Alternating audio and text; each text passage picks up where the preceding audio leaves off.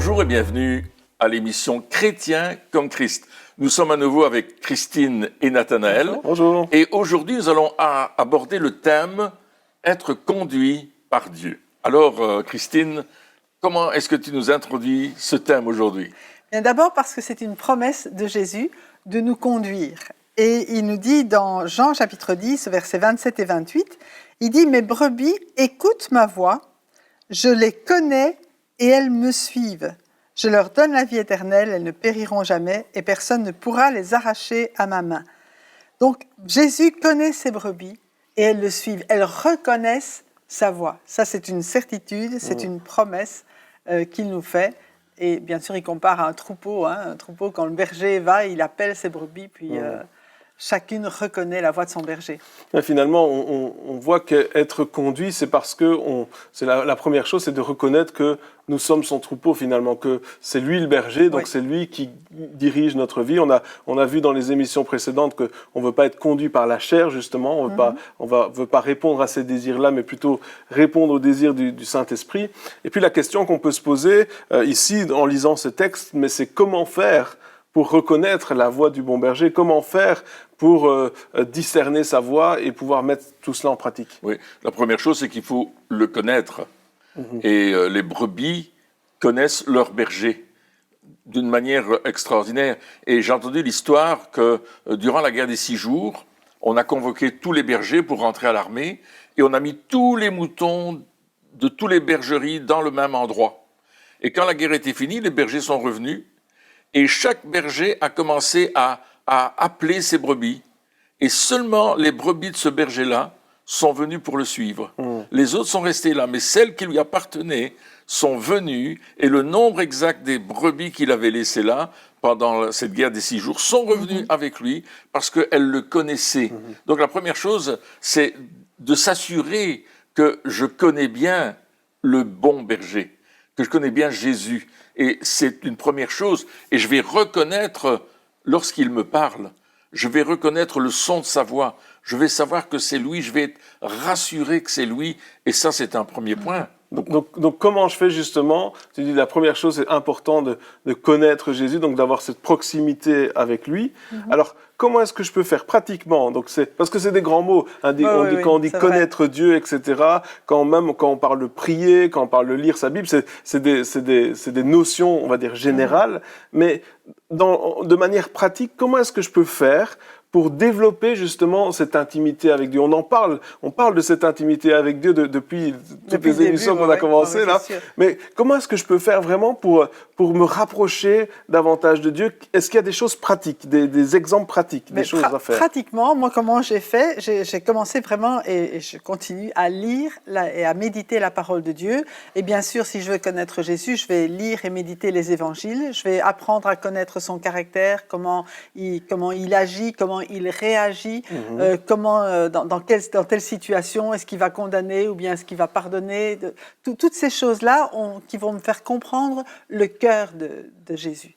Parce que lui est venu pour nous révéler le cœur du Père aussi. Donc c'est en fait le cœur de Jésus, le cœur du Père, le cœur du Saint-Esprit, c'est vraiment toutes les mêmes caractéristiques, mais dans sa parole, et je vais choisir de croire ce qu'il me dit.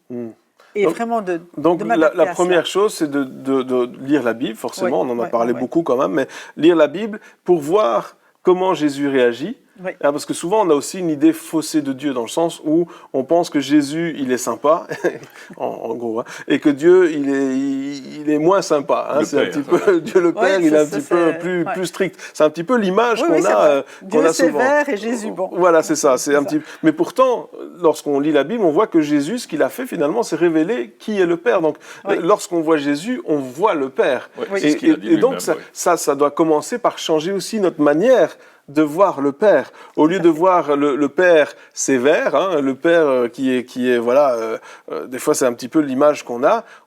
On doit voir Jésus, on doit voir l'image de Jésus dans le Père. Hein, c'est ça. Donc ça c'est la première chose, c'est de changer notre mentalité de comment on voit, parce que la manière dont on voit Dieu le Père va déterminer si on peut s'approcher de lui. Oui, Hein, c'est vrai. si je pense que Dieu le Père est un Dieu sévère, eh bien, je vais avoir peur de m'approcher, je vais avoir peur de venir plus près parce que je me dis, wow, si j'arrive plus près, là, je vais me faire descendre, il va me tuer sur place, et c'est un petit peu donc. On change de mentalité. Mais après, est-ce qu'il y a des choses pratiques? Donc là, je lis la Bible, ok, mais après, qu'est-ce que je fais d'autre? Alors moi, je pense, parce que là, tu parles du Père, du Fils et du Saint-Esprit, Oui. et on voit les choses différentes. Hein. Aussi, le Saint-Esprit, c'est cool, c'est la paix, c'est la colombe, etc. Donc, il y a ces trois dimensions que tu as exprimées. Je pense que la chose qu'il faut faire après, c'est fréquenter Jésus. Ouais. C'est lui parler, c'est d'avoir une communication avec lui, une communion de cœur et d'esprit. Ok, comment je fais pour lui parler? Comment je fais? Pratiquement. Pas de quelqu'un a fait ça. Pratiquement, Comment je fais, moi, personnellement, c'est que je prends du temps. Bien sûr, je vais lire la Bible, je vais méditer la parole de Dieu, et puis je vais commencer à parler avec Dieu. À lui dire, tiens, ça, j'ai pas très bien compris, est-ce que tu peux m'expliquer, est-ce que tu peux m'enseigner les choses? Et je vois qu'il y a une révélation de la parole qui vient à ce moment-là. Et elle vient comment?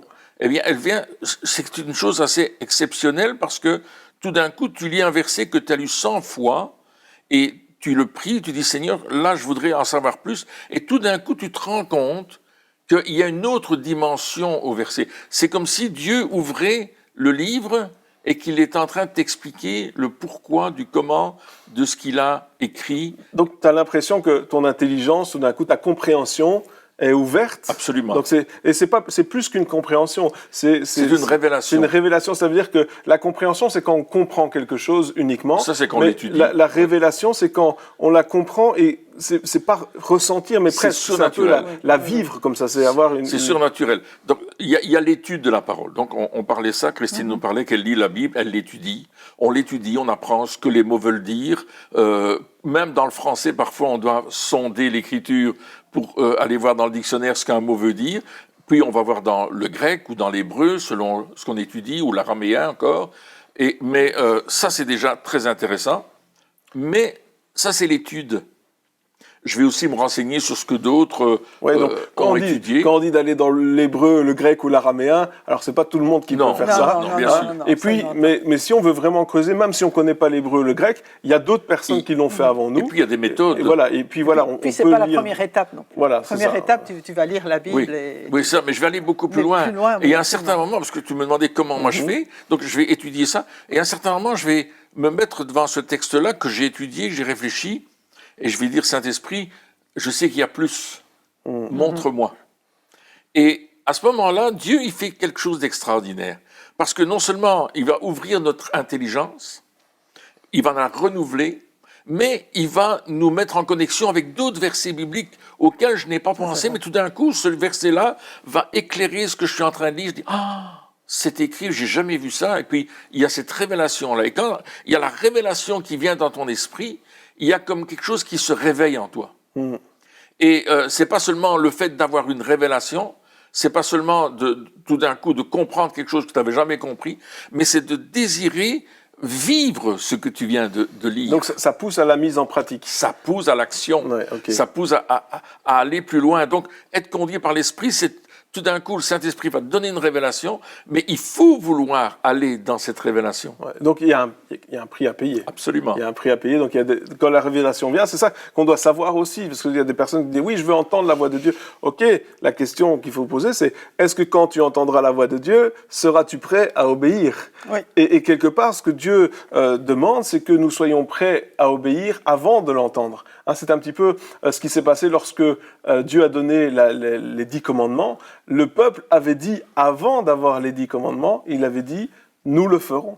Donc nous sommes prêts à obéir, peu importe ce qui va être dit. Et je pense que dans notre démarche pour entendre la voix de Dieu, dans notre démarche pour avoir cette proximité avec Dieu et ces révélations, et je pense qu'on doit commencer avec cette attitude, c'est-à-dire qu'on aimerait entendre avant de pouvoir décider est-ce que je vais obéir ou pas. Ouais. Mais ce que Dieu nous demande, c'est l'inverse, c'est-à-dire d'abord tu me dis je suis prêt à obéir, et quand dans ton cœur, ton attitude, tu seras prêt à obéir, peu importe ce que je te dirai, alors je te le dirai. Et moi, je crois qu'un conseil pour ceux qui cherchent justement à entendre la voix de Dieu, à avoir ces révélations, etc., la première chose à faire, c'est de changer d'attitude.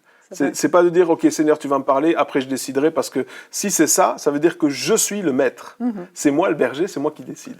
Mais si je dis à Dieu, peu importe ce que tu me diras, je ferai, alors ça, c'est très différent. C'est lui le maître. Et quand on est prêt, quand on a cette attitude-là, hein, alors on est prêt à entendre ce qu'il a à nous dire. Hein. C'est vrai, parce que j'ai vu plusieurs personnes qui disaient « Dieu m'a dit de faire ça », mais ils ne le font pas. Exactement. Et là, il y a vraiment un problème, parce que si Dieu te l'a dit, ben, fais-le. N'hésite pas. Quoi. Oui, mais Paul, il dit à un certain moment, avant vous étiez esclave du péché, pour être soumis au péché. Maintenant, vous êtes esclave de Christ. C'est ce qu'on disait dans les ou serviteur de Christ, pour obéir à Christ. Il est notre maître, il est celui qui va nous conduire. Et nous savons que c'est le bon berger.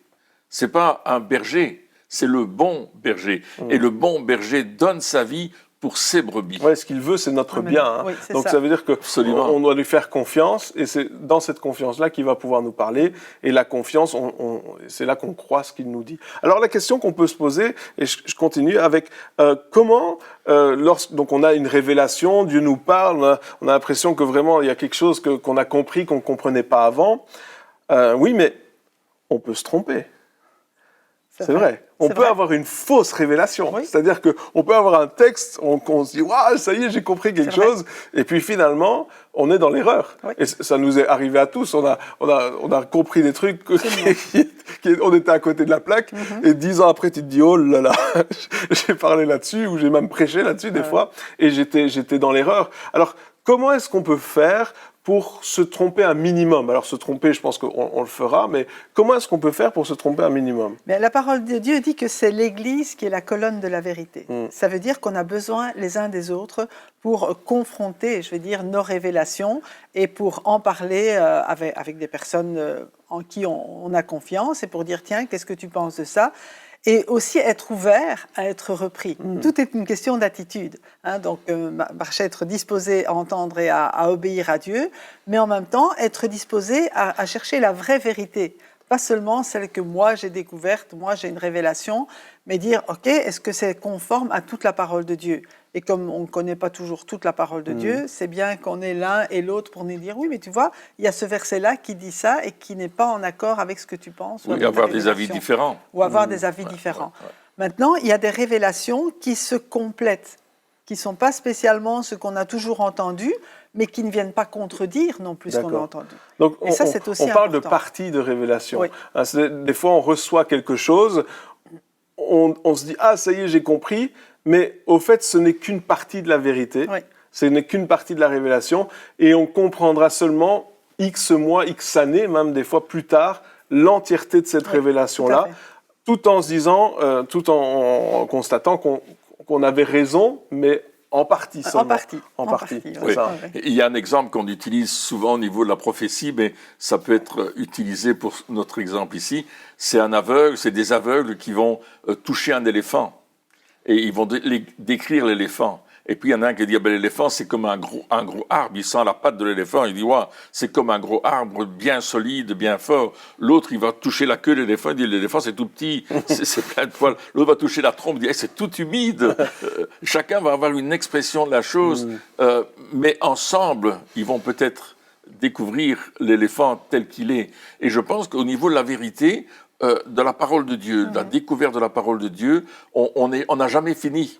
Moi, ça fait des années que je l'étudie et j'ai jamais fini. Il y a toujours des nouvelles choses que je découvre, que je réapprends parce que je les ai oubliées. Que ce soit dans la parole de Dieu ou dans qui Dieu est. C'est-à-dire dans qui Dieu est, oui, tout à fait. Parce qu'on a c'est quand même deux choses. Alors, c'est pas différent parce que ça se complète, encore une fois. La parole de Dieu, elle vient de Dieu. Mais elle a aussi, la parole de Dieu nous révèle qui Dieu est. Mais Dieu est une personne et donc on a aussi ces révélations de ces facettes de qui il est, de comment, tu disais tout à l'heure comment il se comporte, etc. Et je pense que ce qui est important aussi, c'est de dire, OK, je peux me tromper. Oui. Hein, je peux me tromper. Des fois, c'est comme si Dieu nous parle, qu'on a l'impression que Dieu nous parle, il faut absolument que ce soit ça et qu'on ne se trompe pas. On a vraiment... Hein, mais si on ajoute l'ingrédient « je peux me tromper » dans l'équation, je pense que ça va nous aider à vraiment aller plus loin. Oui, tout à fait. Et ça déculpabilise d'une part, et puis ça nous ouvre à aller vraiment vers ce qui est vrai. Parce que notre façon de comprendre dépend quand même aussi de toutes nos connotations et de tout ce qu'on a vécu avant. Par exemple, comment on va percevoir Dieu? Si on a eu un bon père terrestre, ok, on va comprendre que Dieu est bon, mais si notre père terrestre était terrible, la première image qu'on va avoir de Dieu, c'est vraiment une projection de notre Père terrestre sur Dieu.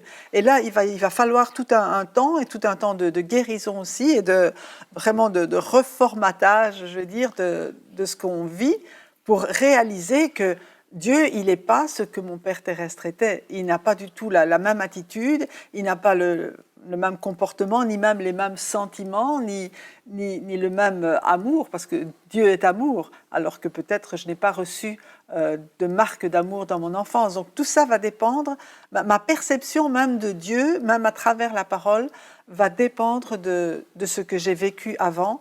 Et on va laisser simplement le Saint-Esprit venir guérir tout cela pour arriver à quelque chose de plus juste. Et donc là on parle de sentiments, de sensations, de ressentis. Donc ça veut dire aussi que lorsque je vais prendre du temps avec Dieu, je vais prendre du temps dans sa parole, je vais laisser le Saint-Esprit me révéler des passages, je vais méditer ces passages, étudier, recevoir des révélations sur ce qui est en train de se dire, mais ça veut dire aussi que je peux m'attendre à ce que dans mes sensations, je ressente quelque chose, il y a quelque chose qui se passe. Alors, comment ça se passe à ce niveau-là? Comment, au niveau du ressenti, comment ça se passe? Je pense qu'il y a une première chose, c'est que entendre la voix du bon berger, c'est quelque chose de joyeux. Moi, je pense que quand on entend la voix du bon berger, waouh, on est content. Je vais prendre un exemple très terre à terre. Nous avons un chien à la maison. Quand son maître arrive, et son maître, c'est Mélodie, notre fille, lorsqu'elle est là, il lui fait la fête, il entend sa voix, il l'entend siffler parce qu'elle siffle le chien, il est tout fou, il saute, il va dans tous les sens, il fait la fête, parce que son maître est là.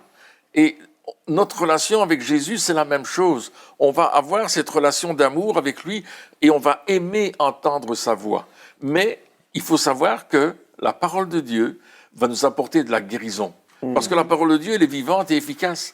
Et les blessures que j'ai pu vivre dans le passé, les choses qui étaient peut-être terribles, tu parlais d'un père qui n'était pas aimant ou des situations familiales qui étaient difficiles et qui nous fait voir Dieu d'une façon tronquée avec des mauvaises lunettes. Eh bien, Jésus est en train de toucher notre cœur et d'enlever ces blessures une à une.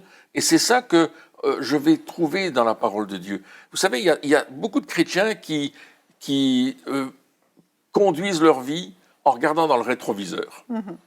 Et le rétroviseur, c'est tout petit. Et on regarde toujours les choses du passé. Ça n'aide pas pour aller en marche avant. Non, ça n'aide pas pour aller en marche avant. Dieu, il nous demande de regarder à travers le pare-brise. Après, et le pare-brise, il est beaucoup plus grand. Je ne comprends pas, je me suis planté. Donc, je pense qu'entendre la voix de Dieu, c'est aller de l'avant, c'est décider d'abandonner les choses qui m'ont peut-être blessé ou freiné dans mon évolution spirituelle pour entrer dans ce que Dieu me demande de faire. Et c'est vrai que je vais avoir des sentiments. Parfois, je vais pleurer en lisant la parole. D'autres fois, je vais rire. D'autres fois, je vais me remettre en question. Et il faut se remettre en question si nous voulons progresser. Et je vais adapter ma vie à la parole et non pas la parole à ma vie. Il va y avoir une grosse différence. Donc ça veut dire aussi que lorsque je viens à Dieu, tu disais que voilà, le chien est tout content hein, quand on n'est pas des chiens. Hein, non, voilà. Mais c'est une bonne image. Mais le maître aussi. C'est-à-dire que je pense que nous, on est heureux de voir Dieu, mais Dieu est heureux de nous voir aussi. Oui, absolument. Il tressaille de joie. Ça veut dire que Dieu aussi, je crois qu'il nous communique ses sentiments, ce que lui ressent, hein, les sensations. Et c'est pour ça aussi que des fois, lorsqu'on est en train de prier, tout d'un coup, on se met à pleurer parce que peut-être que lui, il est en train de pleurer pour quelqu'un. Hein. Peut-être qu'il y a cet esprit d'intercession qui est là parce que justement, il y a quelque chose qui est en train de se passer. Donc, il y a plusieurs choses qui se passent. C'est-à-dire que soit on peut être guéri, donc ressentir cette guérison. Déjà, la première chose, c'est qu'on ressent la paix parce que il est notre paix. Il vient et il calme la tempête. Lorsque Jésus a calmé la tempête, c'est de lui-même qu'il a calmé. C'est-à-dire que c'est ce qui est en lui qui est sorti, qui a tout calmé. Donc, il est notre paix et il est là et il vient. Et donc, on peut ressentir ce que lui ressent, comment il est. Et puis après, il peut aussi nous communiquer ce que lui ressent pour d'autres personnes, etc. Et donc, ça va jouer avec tous nos ressentis, nos sentiments, enfin toutes ces choses-là qu'il ne faut pas refouler. Et c'est ça que je voulais en venir. On ne doit pas refouler ce qu'on ressent, parce que des fois on se dit non, alors Dieu il est strict, il est sévère, Dieu c'est comme ça, on bouge pas, on peut pas sourire, on peut pas. Non, il y a toutes ces émotions qui sont là, et ces émotions, elles viennent de Dieu aussi, c'est-à-dire qu'il peut nous les communiquer. Oui, il nous a créés avec la capacité d'avoir des émotions, et il nous a créés à son image. Donc Dieu est un Dieu qui a aussi des émotions. Et comme tu dis, qui vient nous les communiquer. Mais ce qui est important dans notre relation, c'est vraiment de ne jamais douter de son amour. Et lui, à un certain moment, qui sont, je veux dire, des moments privilégiés, parce qu'on ne va pas marcher par les sentiments, etc. Mais il y a des moments où il nous fait ressentir son amour. Où vraiment, comme tu dis, quand il est là, il y a la paix. S'il y a du trouble à l'intérieur quand il est là, c'est ou bien qu'il y a un péché qu'on doit abandonner, ou bien que c'est pas Dieu qui nous donne ces émotions. Donc vraiment la marque de la présence de Dieu, c'est la paix, c'est l'amour, c'est quelque chose qui nous fait du bien en réalité. Hein. Quand on est dans la présence de Dieu, waouh. Ça nous fait du bien parce que nous on lui fait du bien aussi en étant là. En fait, il a donné sa vie pour ça. Tu disais, Dieu aussi, il aime quand on vient, mais forcément, en fait, Jésus, a payé le prix pour rétablir la relation. Donc, à quel point il désire lui-même cette relation. Et puis, on voit que le bon berger, il prend soin de ses brebis. Il les garde par rapport au loup. Il ne s'enfuit pas. Lorsque le loup vient pour attaquer la bergerie, lui, il est là. Et en fait, l'endroit où les brebis étaient pour la nuit, c'était comme un muret qui était rond comme ça. Il y avait une seule entrée. Et le berger, il dormait dans l'entrée. Donc, on ne pouvait pas pénétrer sans toucher le berger.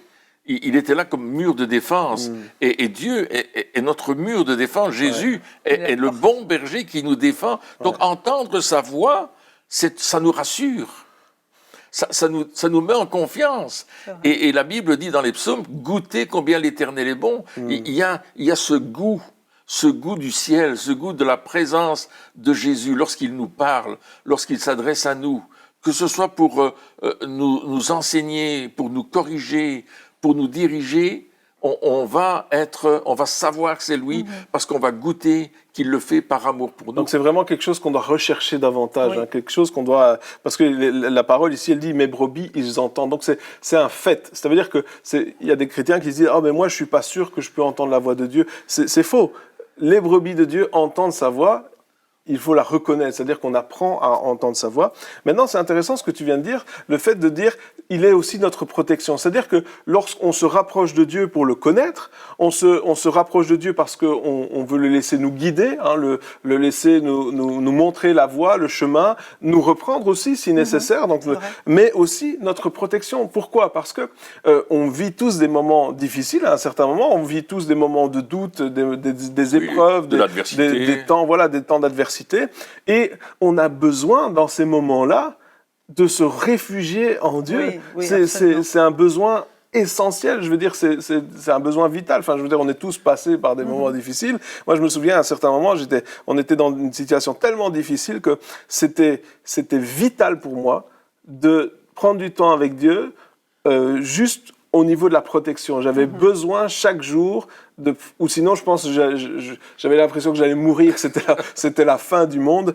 Mais donc, on a besoin aussi de cette protection qui est en Dieu. Oui. Et là, on voit tout ce qui nous arrive, tous les bouleversants. Enfin, je veux dire, on se lève le matin, on se dit, oh non, pas encore une journée de plus. Tellement c'est dur, parce qu'il y a des moments comme ça. Hein, et puis là, on va dans la présence de Dieu, on recherche la face de Dieu, et là, on sent une telle protection qu'on peut aller de la journée affronter sans problème. Et là, tout d'un coup, on se sent ultra fort.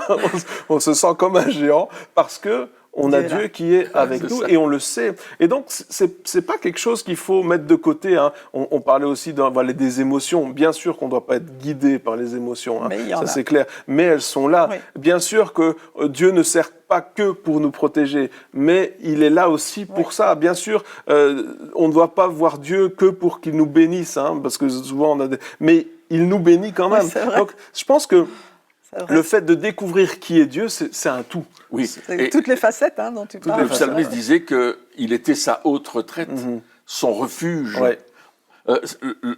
Le bouclier de protection. Il y a toutes ces choses dans les psaumes où le psalmiste décrit ces choses qui se trouvent en Dieu et qui sont en Dieu et qui sont Dieu elles-mêmes.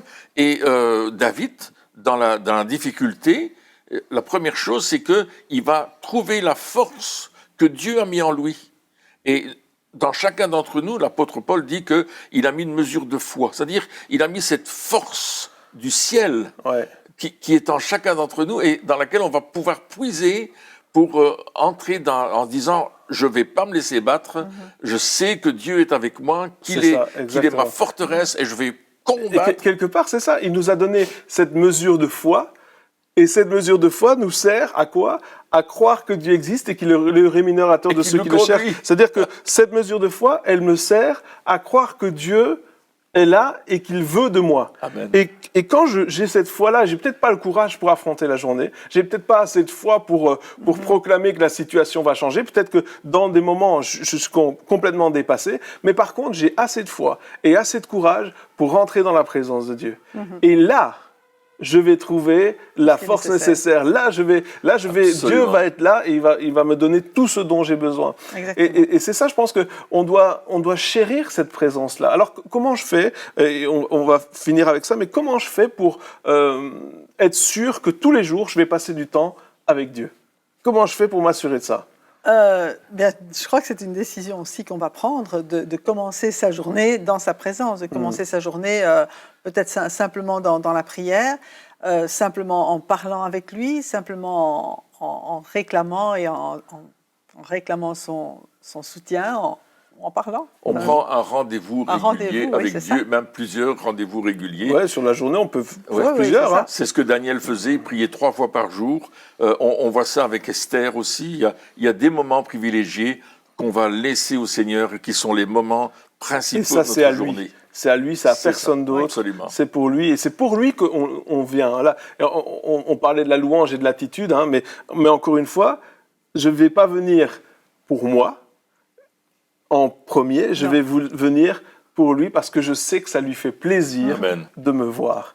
Et cette attitude-là, ça va réjouir son cœur parce qu'il dit « Ah, il a pris du temps, elle a pris du temps pour venir me voir, je suis heureux. » Et puis, il y a cette rencontre qui va se faire. Et là, notre vie change, notre vie évolue avec lui et dans sa présence parce qu'il nous veut près de lui. Et nous, on a tout à gagner à venir dans sa présence. Eh bien, chers amis, merci de nous avoir suivis pour cette émission et on se retrouve très bientôt pour la suite.